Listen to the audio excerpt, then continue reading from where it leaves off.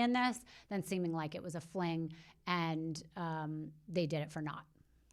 I agree with that. Well, like when the thing that stuck out to me is Jerry O'Connell when he was on Watch What Happens Live. He said, "Look," and he's like, "Rebecca Romaine is my Raquel." He's like, "I was with someone else, and so was she." Yeah. Wow. Yeah. See. Sometimes that's how you find your He's one. like, and here we are, and that's. Wait, why? He was dating. I don't know. I don't know if it was both of them, but I mean, I think it was both of them. He cheated with someone? He said. I kind of remember that. You do? He said right there. He said, listen, I don't know if I can comment on this. He said, Rebecca is my Raquel. Right. And that's 100% what he meant. I mean, I think he elaborated. I don't know if she was with someone at the same time. I think they were both with someone, but I mean. Wasn't she with John Stamos? But I don't think when he met Jerry always runs into John Stamos and Caleb. I think she was married to him. Yeah, well, there you go. Yeah. But they both, and here we are, and they're in love. They are of course. in love. Well, don't they have kids? Yeah. But I mean, Hollywood, man. Listen, that's not easy. But finding love in Hollywood, it's hard. Yeah, her finding love in Hollywood is, hard. So if you find it, you find it. And listen, this isn't to say they're in love or whatever, but you look for it and you try when you can. So there you go. That's God bless them. When Jerry says that, you're like, huh? Yeah. I mean, that you don't know. I don't really see the love between Raquel and Tom at the moment, but I don't know. This could be it. This could really be it. They say he's a narcissist. They say she looks up to him like a puppy dog. That could still work. Okay. I mean, that could work, though. I think she needs to get out of her shell and stop acting like she doesn't have a character role. She doesn't seem to have a role. Well, there's also a lot of people. I mean, I've talked about this here, too, like wounded bird or like maniacal genius. Well, I don't think there's either. I don't think there's either one. I just don't think she has a character. She seems not to have a role because all those girls are so mean and have a personality, and she doesn't really have a role yet. Maybe they should have a spinoff.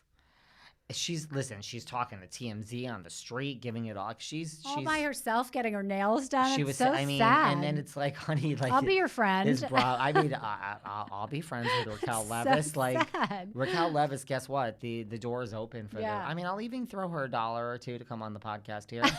She's one I would give a few dollars to. A few, okay. Not no $50,000, honey. I don't think she needs any money right now. We're not giving $20,000. We're not giving $10,000. I mean, I've heard that story. Someone else wanted like $50,000. I forgot.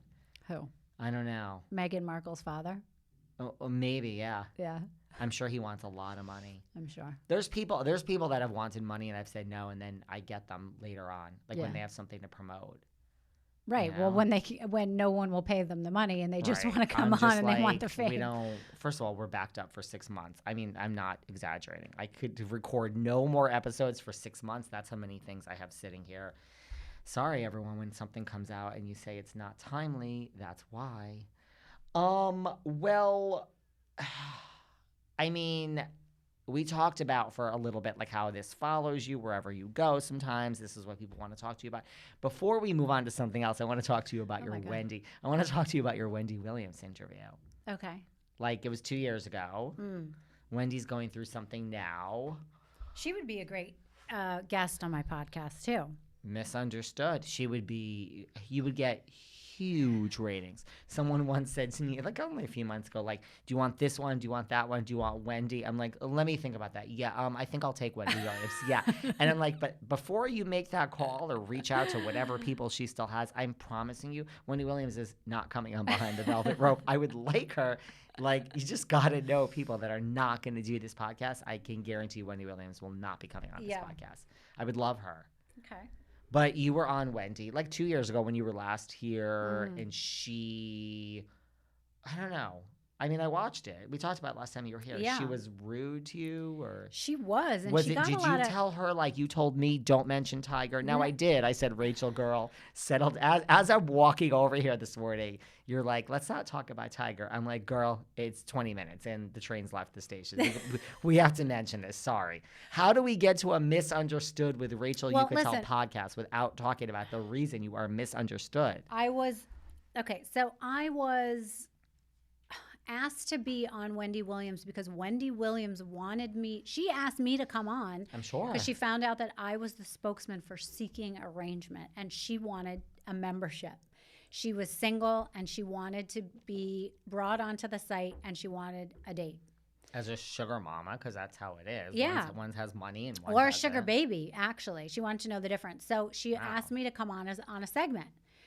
So her staff was really nice to me. So we go on, and it's like a 10-minute segment where for the first 7.5 minutes, 8 minutes, she just rails on me about being a mistress. It was so awkward. And I was just like, what? This was 10 years ago or 12 years ago. Like, why are we still talking about this? And you could tell it was her issue because I think her husband cheated on her or something. Yeah. So anyways, and then the last 2 minutes, she talked about Seeking Arrangement. So it was almost like she didn't, it seemed like she didn't prepare. She didn't know what to say. It was very awkward. And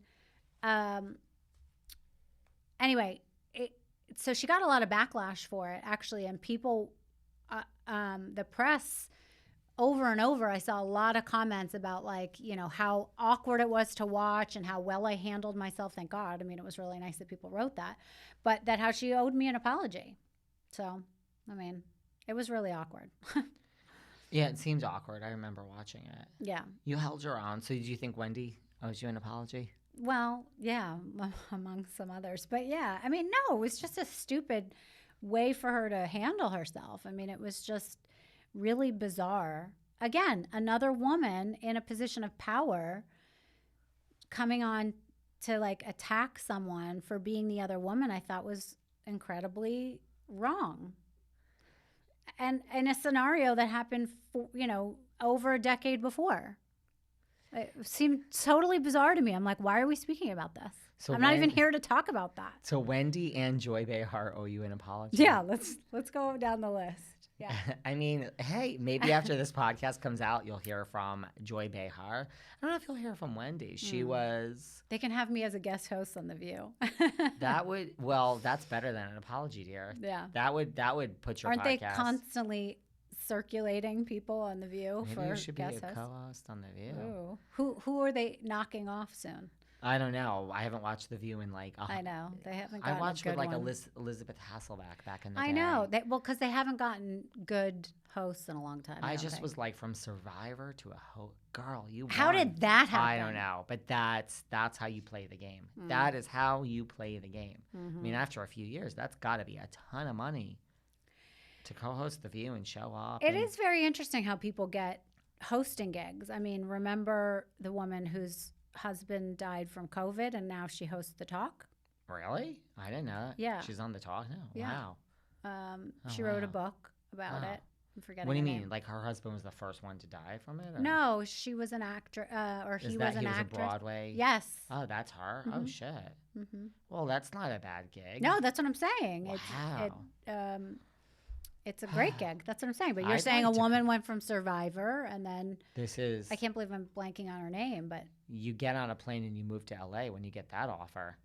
Yeah. I'd like to. I mean, I'm available to co-host The Talk, The View, anything like that. Anyone wants to. That's a good gig. I know. I guess they always are looking for people with different perspectives. I have someone coming up from the View, past host, and she's like, you have no idea though. Like the hate. She's like every day because you're giving your opinion. I mean, I give my opinion here, and people want